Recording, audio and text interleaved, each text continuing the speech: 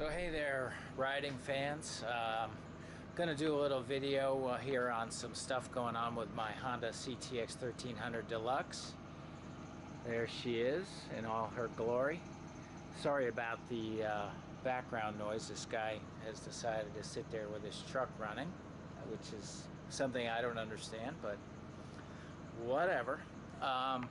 So number of things have already happened. And I bought some goodies. So first of all, of course, I got my Ram X mount. Gotta have that. And then the Honda CTX 1300 Deluxe has a nice little USB port, so I can get my power right there. Now, the weird thing is, it looked like, to me, it looked like I paired this phone to the CTX, which you're supposed to be able to do through Bluetooth. In fact, if I go into my settings and I look at Bluetooth, I think there it is, Honda motorcycle. It's not connected now, but that's probably because the bike is off.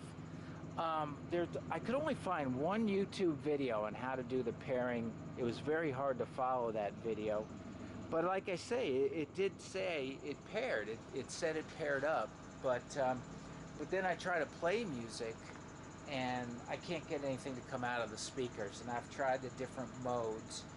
The other thing that's just a terrible feature of this motorcycle is some idiot at Honda decided, oh, when you're going less than 9 miles an hour, we'll stop the speakers, we'll turn your audio off. And how dumb is that? How come I can't listen to my music when I'm stuck in traffic or at a stoplight? It's the dumbest effing thing I've ever seen. But, you know, I can't think of many other complaints I have about the Honda. Like everybody says, the suspension, you know, mediocre. And I think part of the reason of that is, you know, it's kind of stiff.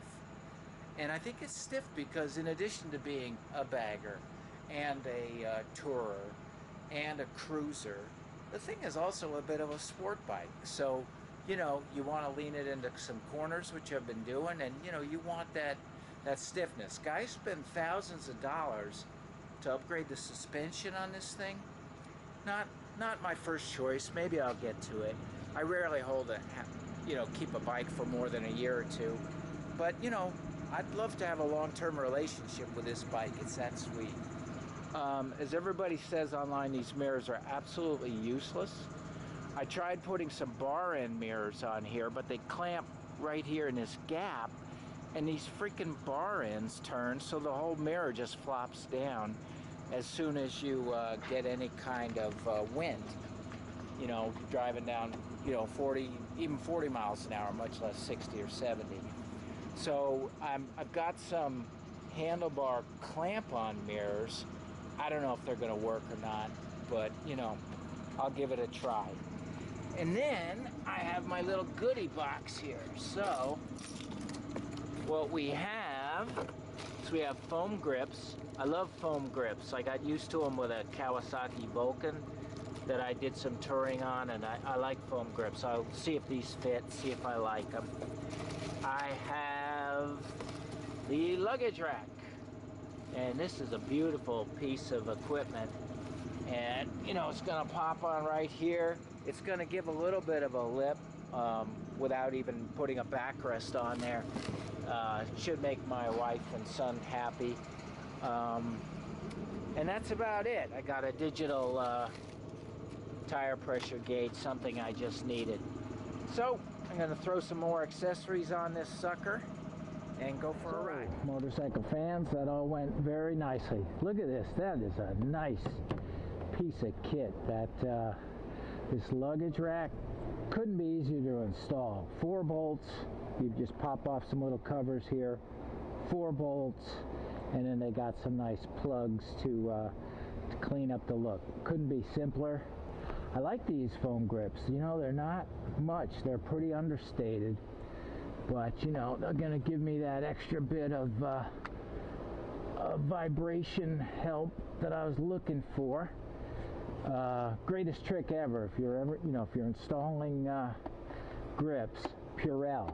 Put a little Purell on there, they slide right on. The Purell dries and you're good to go.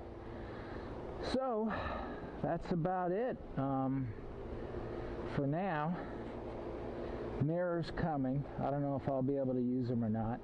God, these little bar end mirrors I got, they look so cool. They were these little, you know, angular red guys that went right there on these bar ends, but these freaking bar ends turn, and I don't know how to solve that problem. If anybody has an idea about that, I would love to get some more bar end mirrors on here.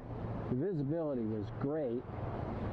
I just couldn't use them because they wouldn't stay put. So that's about it. It's about 80 degrees. Not sure what time it is now. Maybe 6 o'clock. 6:30. Wow. So, what do you say we go for a little ride? And definitely want to have that on. Oh shoot, I dropped something.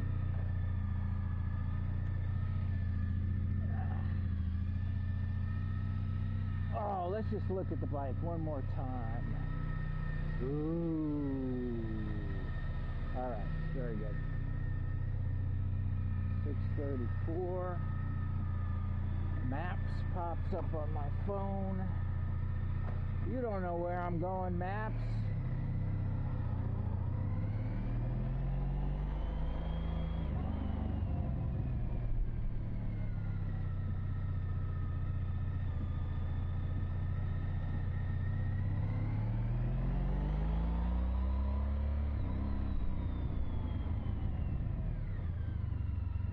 Nice truck. Oh, that's mine.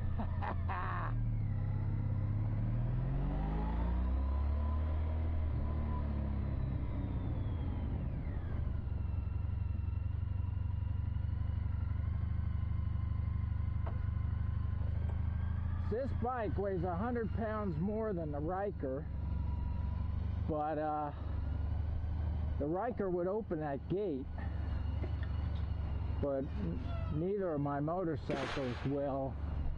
It must need, you know, the two wheels to distribute the weight on that pad to get it to work.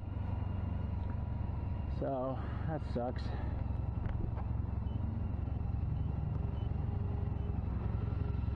But not a big deal. See the LED lights in front? Oh, by the way, the lights on this are all LED, front and back. I love it. Love it, love it, love it. And if you saw some of my earlier videos, you might remember that big top case I bought. It looks good on the back of here. I just, you know, kind of held it in place and looked at it. It's gonna work. Not for every day, but, you know, if I take off for a real ride somewhere, it's gonna be good. There's a Busa.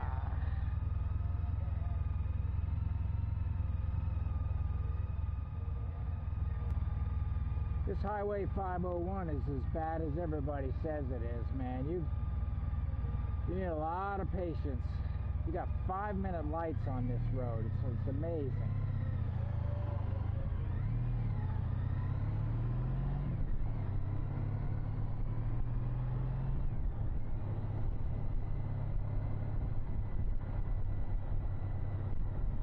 And tremendous traffic too.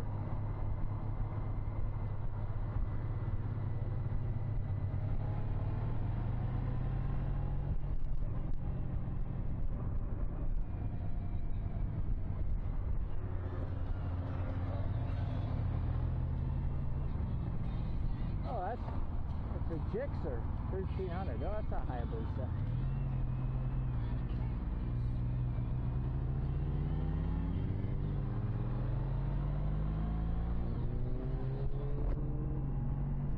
I'd rather be on this.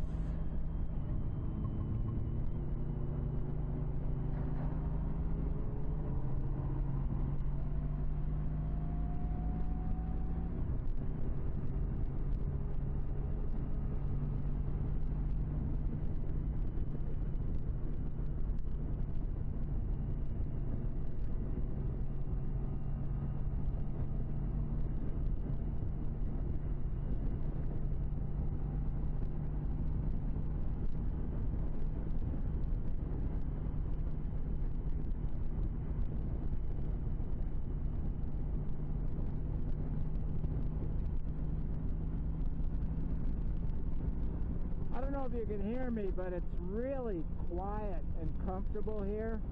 This is the Honda tall windscreen with these holes that reduce buffeting. Nice piece of kit.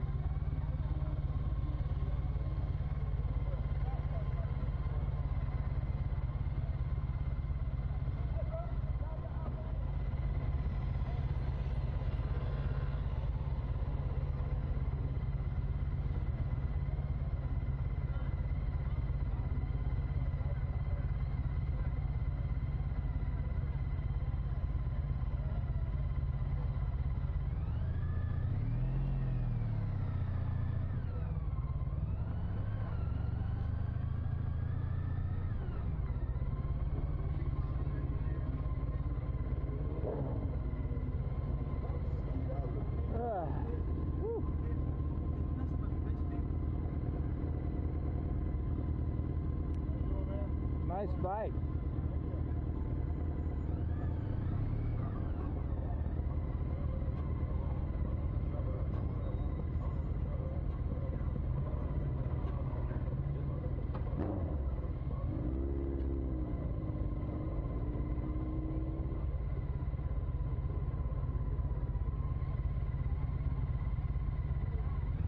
Oh yeah, predictably, this is a terrible idea.